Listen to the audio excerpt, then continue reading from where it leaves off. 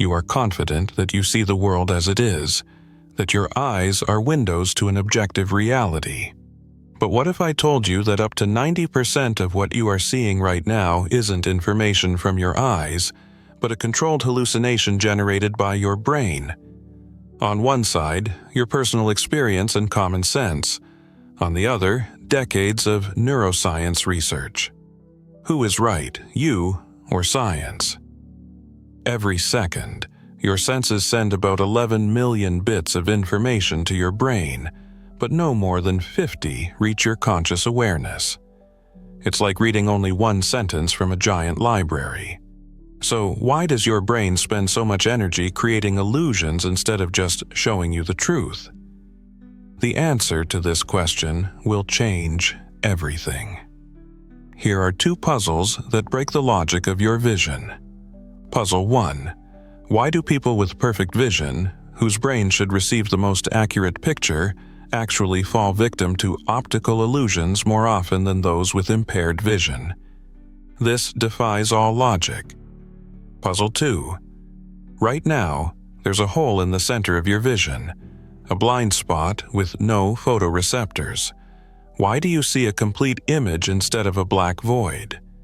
What makes your brain fill in reality every second, hiding this defect from you? This process of filling in works like an automatic patch on fabric. The brain takes a pattern from the surrounding material and instantly stitches it into the hole, making the seam completely invisible. We will find the answers to these two puzzles in sections 3 and 4, and they will be key to understanding the main mechanism of your brain. By the end of this video, you will stop being just a spectator of the movie called your life. We will prove that you can become its director. We won't just tell you about neuroscience. We will hand you a director's console, 7 specific, scientifically proven levers for controlling what you see, feel, and experience. You will understand how to re-edit your perception, rewrite the script of the past, and even change the special effects in the form of your biochemistry.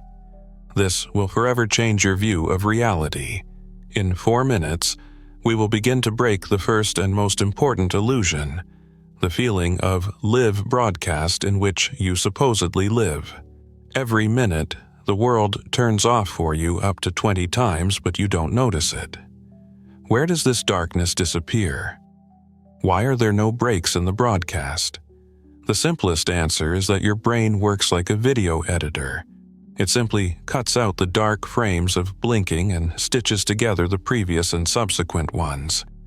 However, the reality turns out to be far more radical. This stitching is not an exception, but a total operating principle. Out of 11 million bits of incoming information, the brain discards 99.999%. Your brain operates with a lead of approximately 80 milliseconds. You become aware of a finger snap even before the sensory signal about it is fully processed. Your live broadcast is a film edited ahead of events. That's why you don't see blinks. But if the brain edits the external world this way, what does it do with the sense of yourself? What made the human brain in the famous rubber hand experiment feel the touch to a dummy as if it were its own flesh and blood? The experiment, described by Matthew Botvinnik and Jonathan Cohen in 1998, looks like a magic trick. Your real hand is hidden and a rubber one is placed in front of you. Then, both hands are simultaneously stroked with a brush. The brain, seeing and feeling the touch, begins to associate the dummy with itself. But here's what fMRI scans reveal. When the rubber hand is touched, the same sensory areas of the cortex activate as when the real hand is touched. The brain doesn't just think it's its hand. It literally rewrites the body map to include the dummy, and this process works both ways. Neurology knows cases where the brain, conversely, rejects a real limb, perceiving it as a foreign object. If the brain can appropriate something foreign, it can also reject its own. This flexibility is not only manifested in touch. The next fact will show how the brain frames the very reality you see. In old films, wagon wheels sometimes appear to spin backward. This isn't a cinematic error, it's a clue to how your brain deceives you every second. The simple explanation is the stroboscopic effect. The camera shoots 24 frames per second, and if the speed of the spokes doesn't match the frame rate, an illusion of backward motion arises.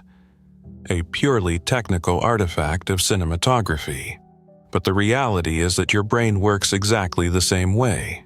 It processes visual information not as a continuous stream, but as discrete snapshots, rapid eye movements called saccades. It creates the illusion of smoothness from individual frames. You live in a personal stroboscope. It's like water drops from a faucet. Each is separate, but if they fall fast enough, you see a continuous stream. Remember how as a child you waved a pencil and saw it frozen in the air? Your brain performs this trick with reality constantly. We are not just viewers in a movie theater.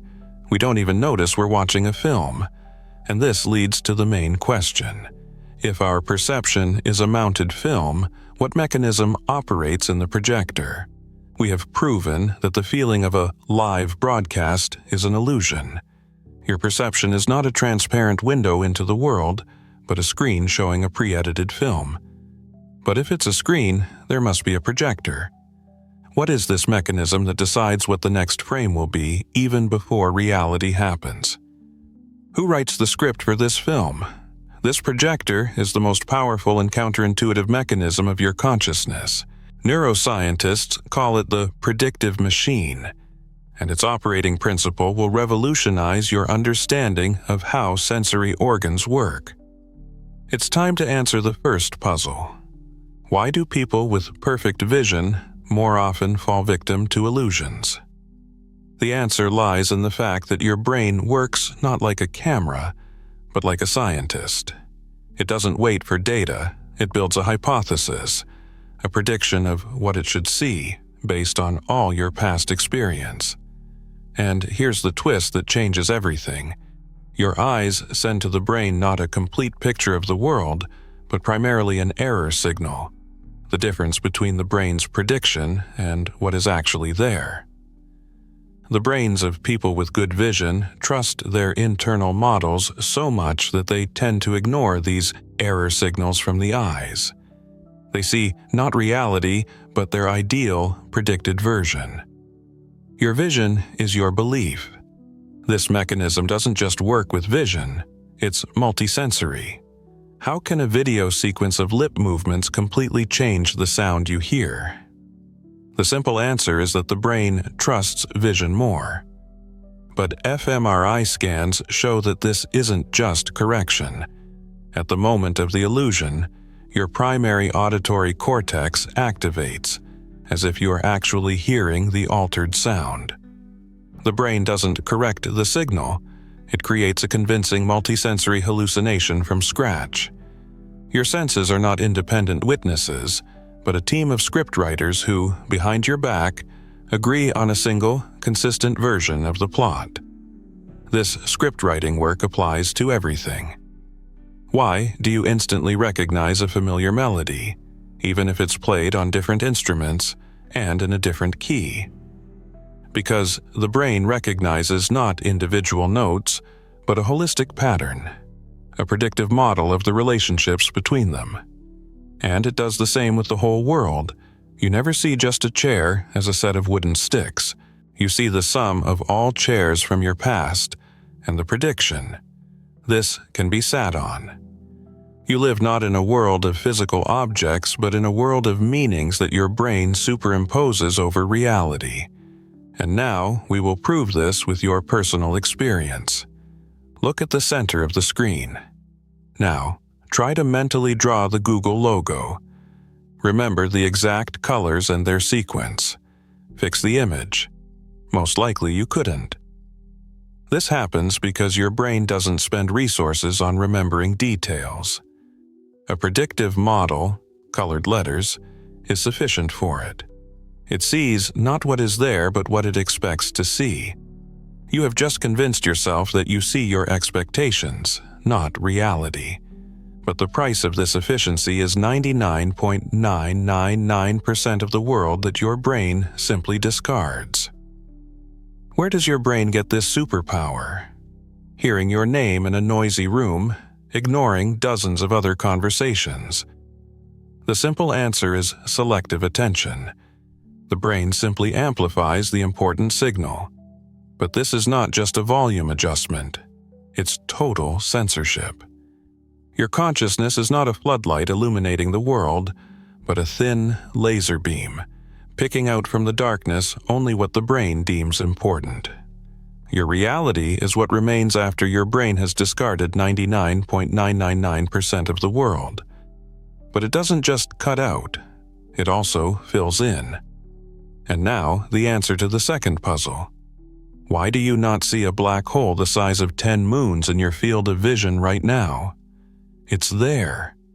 It's your blind spot, the place where the optic nerve attaches to the retina and where there are no photoreceptors. But the brain doesn't ignore this void. It works like a graphic editor. It takes textures from the surrounding area, the color of the wall, the pattern of the carpet, and actively fills the hole with them. This is not editing, it's creating special effects in real time. Every second of your life, you see something that isn't actually in front of you.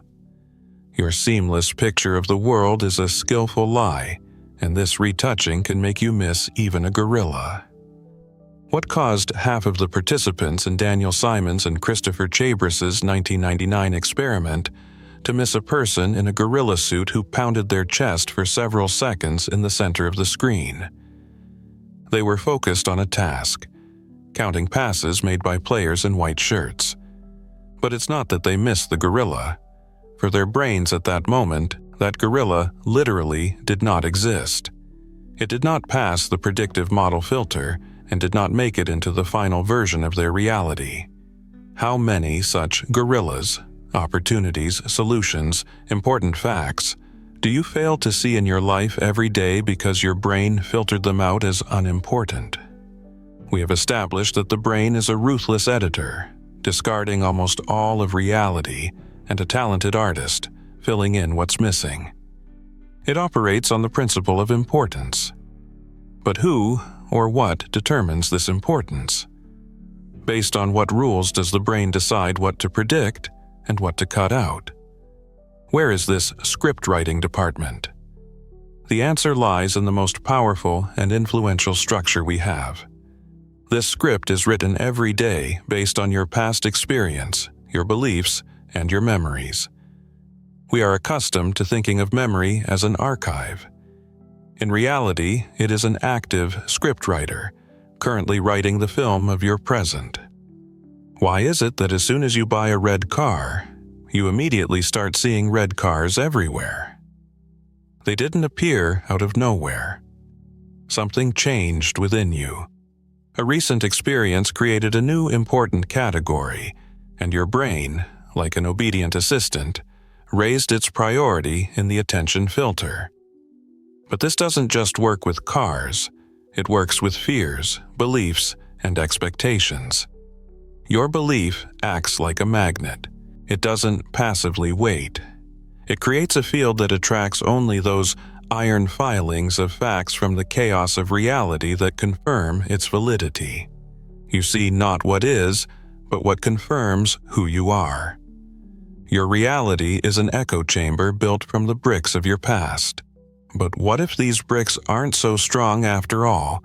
Why are our most vivid memories so unreliable?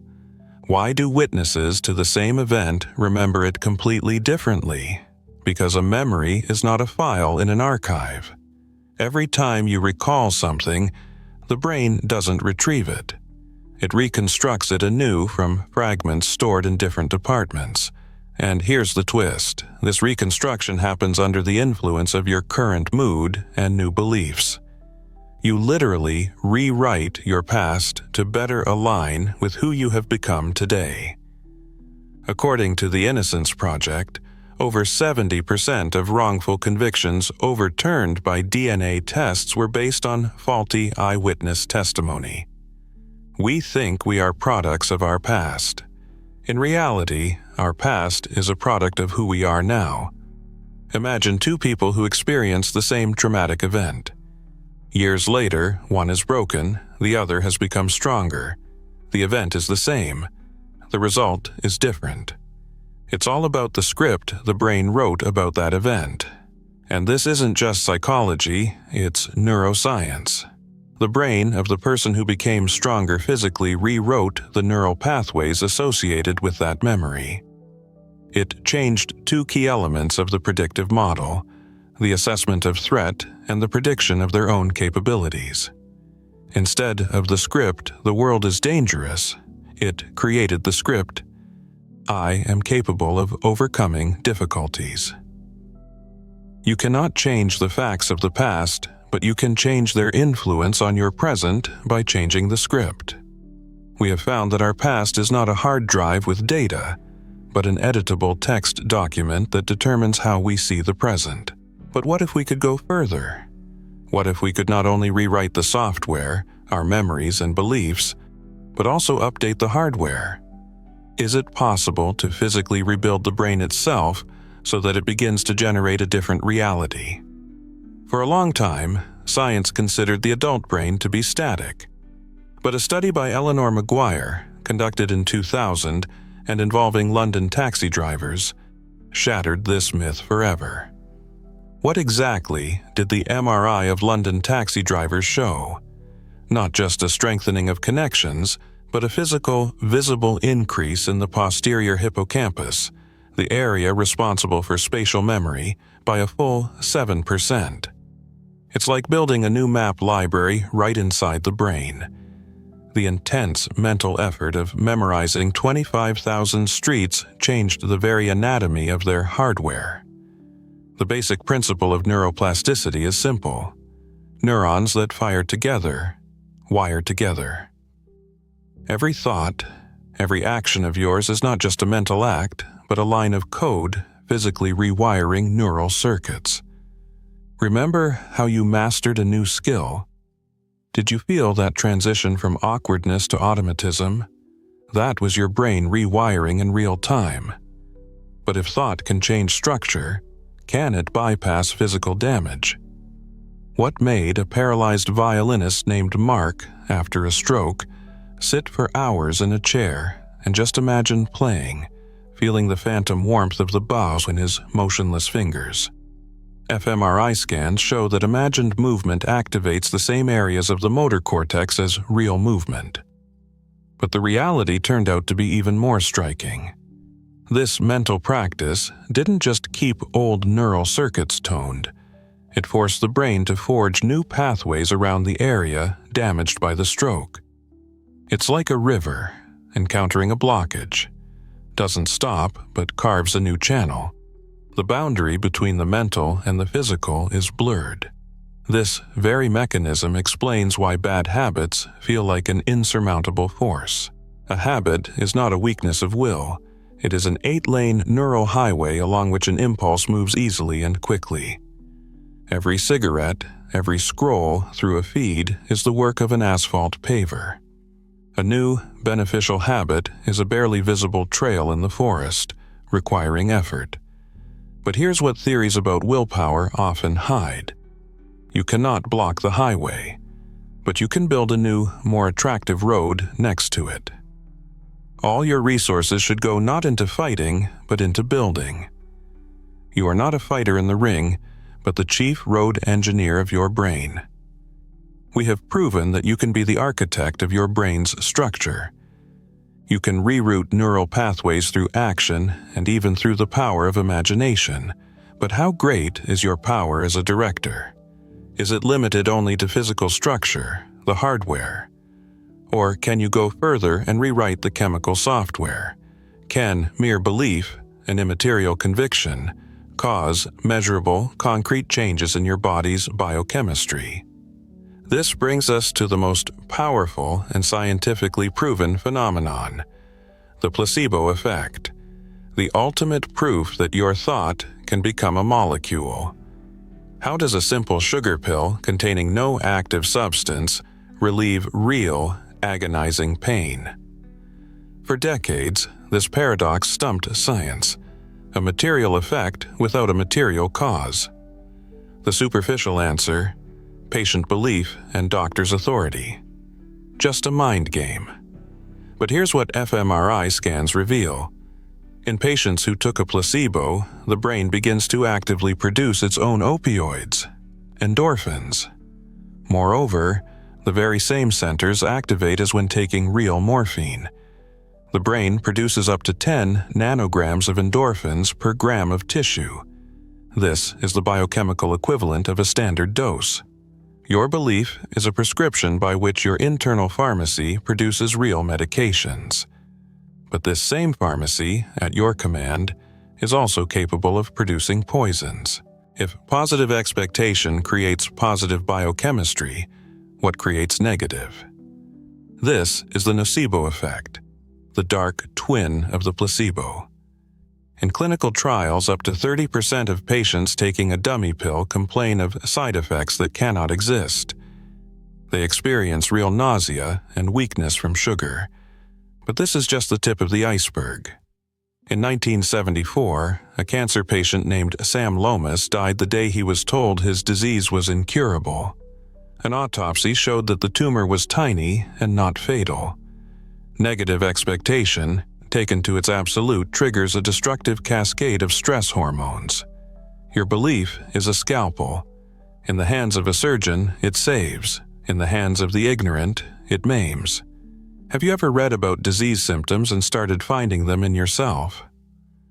The power of belief reacts not only to substance, it reacts to ritual. In a Parkinson's disease study, half of the patients received only an incision on the skull, simulating brain surgery.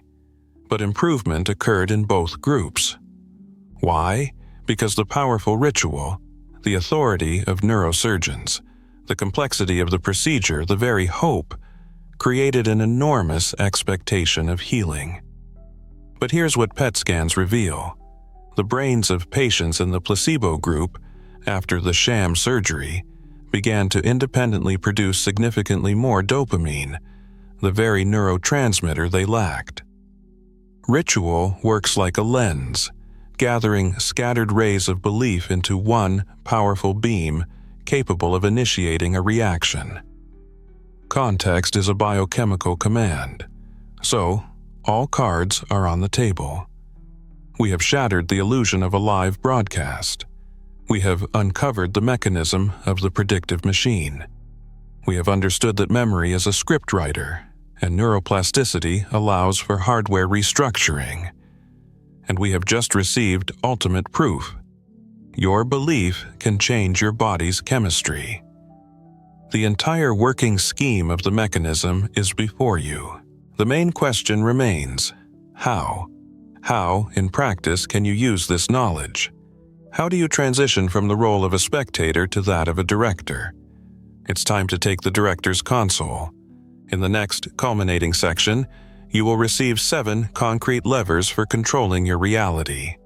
This isn't about positive thinking, it's about retraining a neural network. If your reality is a prediction, how do you change it without deceiving yourself? The answer: you must consciously create prediction errors for your brain. Here are the first 2 levers. Lever 1: attention management.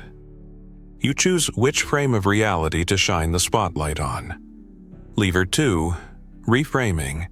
You change the soundtrack, the story you tell yourself about an event. By consciously seeking facts that contradict a negative prediction, you create a glitch in the matrix. To eliminate this glitch, the brain is forced to update its model of the world. You are not convincing yourself that the room is warm. You are working like a thermostat, measuring the difference between the desired and actual temperature and activating the system to eliminate that difference. But what about beliefs established over decades? To hack the code written in childhood, you must make it irrelevant. Lever 3: Behavioral experiments. You perform small but real actions that disprove the old belief. Lever 4. Visualization. You vividly and sensually imagine the desired outcome. Each such action or vivid imagination is not psychology. It is the physical laying of a new neural path. The brain does not distinguish vivid imagination from reality and begins to build neural connections for it. Studies show that mental training can increase muscle strength by up to 22% without a single physical movement. You are not arguing with the old dirt road. You are building a new 8-lane highway next to it, and impulses will choose the better path themselves. Now, let's move from structure to chemistry. How do you use a placebo if you know it's a placebo? Open-label placebo studies prove that the key is not deception, but the ritual itself. It works as a command for your internal pharmacy. Lever 5. Creating rituals. You anchor a desired state to a simple action, a specific type of tea solely for deep concentration. Lever 6. Context management. You change your environment to support new predictions.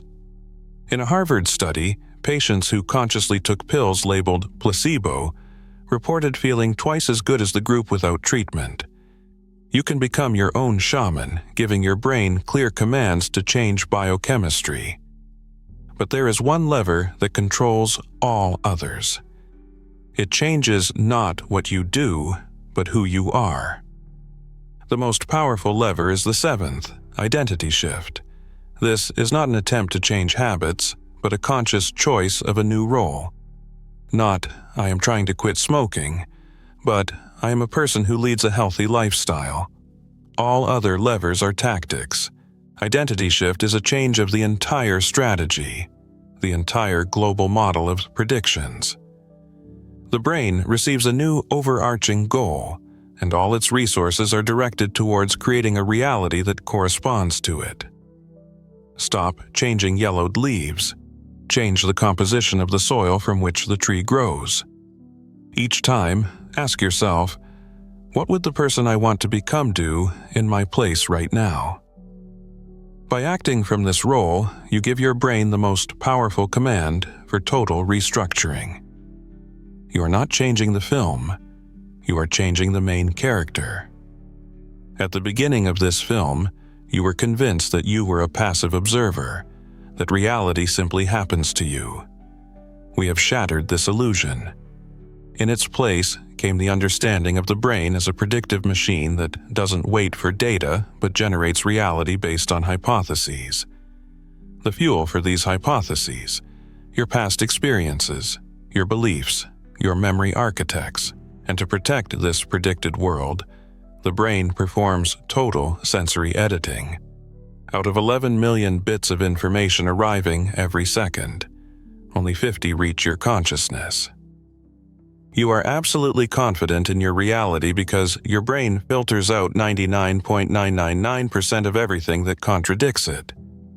But to recognize yourself as a product of a machine is only half the journey. This discovery could cause anxiety, were it not for the second part of the truth. This machine is not static. It can be rebuilt. Neuroplasticity, proven by the example of London taxi drivers, transforms you from a user into an engineer, capable of physically changing the circuits. And the placebo effect gives you ultimate power. It proves that your expectations are not just thoughts, but direct commands for your biochemistry. Neuroplasticity is the ability to retune the strings on your violin. The placebo effect is the ability to extract both a sad and a joyful melody from it through the power of thought. You have moved from realizing you are a program running on the brain's hardware to understanding that you are the programmer, capable of changing both the code and the board itself. All these mechanisms, from illusions to neuroplasticity, come together into a single tool, the director's console. The 7 levers we have given you are not a set of techniques, They are the practical application of all the neuroscience revealed. Attention management is your editing table. Visualization is your tool for restructuring neural networks. Creating rituals is your command for activating your internal pharmacy. We have journeyed from realizing we are watching a film to obtaining the script, the camera, and the editing table. You are the protagonist, the scriptwriter, and the director. And this is not a metaphor. It is a scientifically grounded model of interacting with the world. Now that the console is in your hands, the main question remains. What role will you choose? Knowledge presents a choice. You can be a scientist. Coldly and methodically analyze the workings of your brain, conduct behavioral experiments, track results, and use the levers as a precise tool for optimization. Or you can be an artist. Intuitively create your reality, use feelings and imagination, create rituals, play with perception, and treat life as a work of art. There is no right answer, but the choice itself is your first act as director. After all you've learned, who do you feel you are, a scientist or an artist? Write one word in the comments. Your film begins now.